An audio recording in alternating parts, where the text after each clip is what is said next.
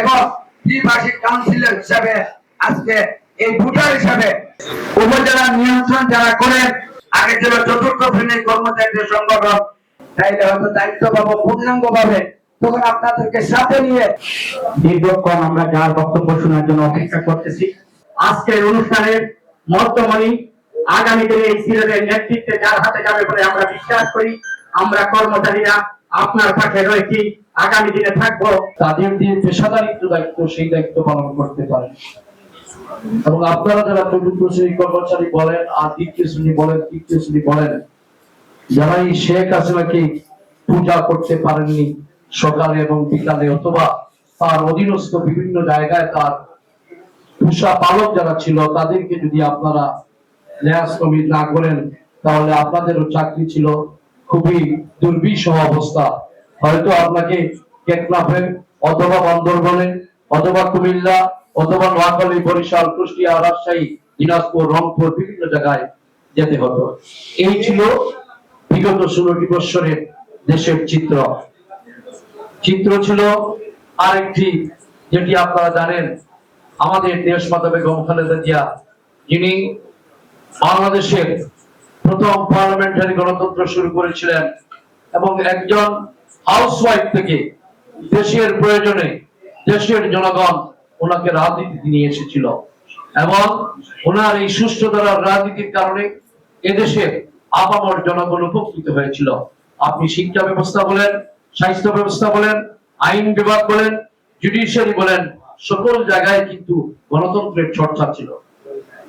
যখনই বাংলাদেশের মানুষ এই জাতীয়তাবাদী চেতনাকে বিশ্বাস করে বেগম খালেদা জিয়ার শাসন আমলে এবং সুন্দর এবং সফলভাবে হয়েছিল, ঠিক তেমনি 2006 সালে একটি আন্তর্জাতিক ষড়যন্ত্রের মাধ্যমে আমাদের জাতীয়তাবাদী দলকে নিশ্চিহ্ন করার জন্য 111 সৃষ্টি করা হলো।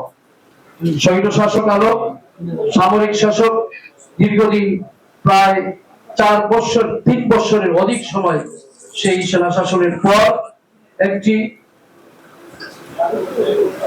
সূক্ষ্ম ইঞ্জিনিয়ারিং কারচুপির মাধ্যমে 2009 সালে সেই শেখ হাসিনা এই দেশের শাসনভার নিয়েছিল।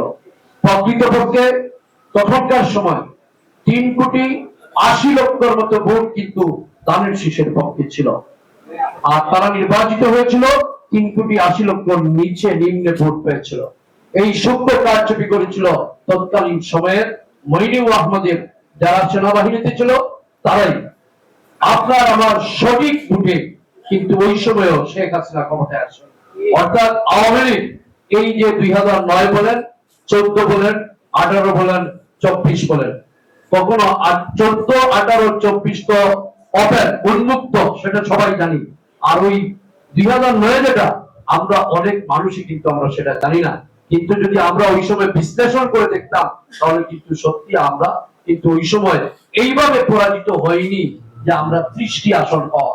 আমাদের আসন ছিল 90 ছিল, সেটা সূক্ষ্ম কারচুপি করে ইঞ্জিনিয়ারিং মাধ্যমে সেটা এখানে ব্যালেন্স করে এইগুলা করা হয়েছিল। এত নির্যাতন, এত নিপীড়নের পরেও আপনারা চতুর্থ শ্রেণীর কর্মচারী দল থেকে চলে যান। এই শেখ হাসিনা ক্ষমতায় থাকার জন্য 58 জন অফিসারকে 26শে ফেব্রুয়ারি এবং 25শে ফেব্রুয়ারি মোমবাতি হত্যা করলো।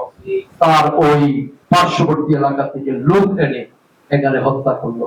এই হত্যার মধ্য দিয়েই কিন্তু শেখ হাসিনা ক্ষমতা পাকাপোক্ত করে দীর্ঘদিন রেখেছিল। যদি ওই 26শে এবং 25শে ফেব্রুয়ারি আমাদের 57 জন দক্ষ অফিসারকে নিহত করতো না পিলখানায়, তাহলে কিন্তু আজকে এই দীর্ঘ 16টি বছর বাংলাদেশের জনগণ এত কষ্ট করতে হতো না। কারণ সেনাবাহিনী দেশের সার্বভৌমত্ব রক্ষা করার অত্যন্ত প্রহরী। এই সেনাবাহিনীর কবর ভেঙে দিয়েছিল ওই শেখ হাসিনা, আর ভেবেছিল যে আমি তো আর চিরজীবন থাকবো, আর কেউ আসতে পারবে না। ভেবেছিল মইনুল রোডের বাড়ি থেকে আমাদের দেশমাতা বেগম খালেদা জিয়াকে 2013 সালে বাইর করে দিতে হয়েছিল। যে শেখ হাসিনা ভেবেছিল এটি জাতীয়বাদী দলকে নিশ্চিহ্ন করে দিয়েছে, জিয়া পরিবারকে নিশ্চিহ্ন করে দিয়েছে। কিন্তু রাজনীতির ইতিহাস থেকে শিখতে হবে, কারণ অতীতে ওইভাবে বিভিন্ন দেশে অনেক কিছু করেছেন, কিন্তু কেউই দীর্ঘস্থায়ী হতে পারে না।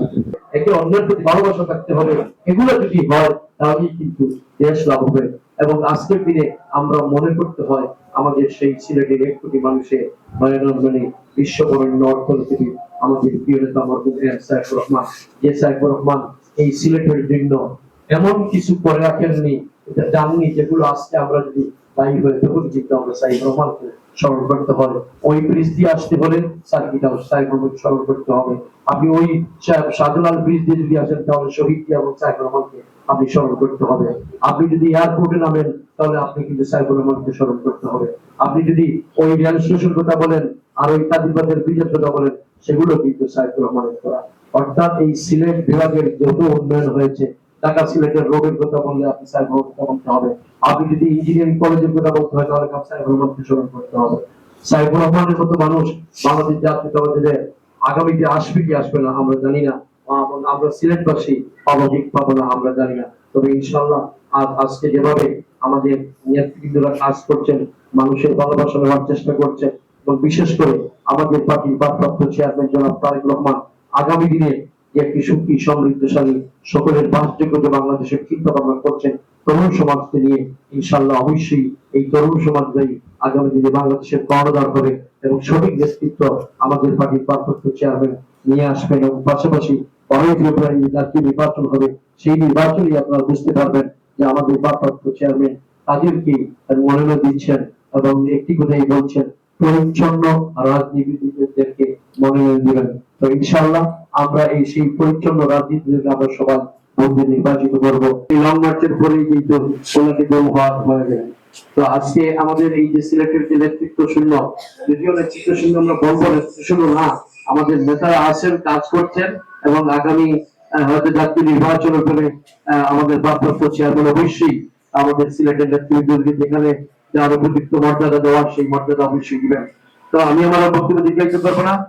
যারা এই নির্বাচনের মাধ্যমে আগামীতে এই যে কর্মচারী সমন্বয় পরিষদে নির্বাচিত হবেন তাদের প্রতি আগাম শুভেচ্ছা রইল। আর যারা কষ্ট করে এসেছেন তাদেরকেও ধন্যবাদ জানাচ্ছি যে আপনারা এগিয়ে যান এবং নিজের অধিকার প্রতিষ্ঠিত করার জন্য নিজেই আন্দোলন সংগ্রাম করতে হবে। তবে সেই আন্দোলন সংগ্রাম হবে গণতান্ত্রিক পন্থায়, অগণতান্ত্রিক পন্থায় কোনো কিছু করলে কিন্তু সফল হবে না। এবং গণতান্ত্রিক পন্থায় যদি আন্দোলন আপনি চালিয়ে যান অবশ্যই আপনি সাকসেস হবেন।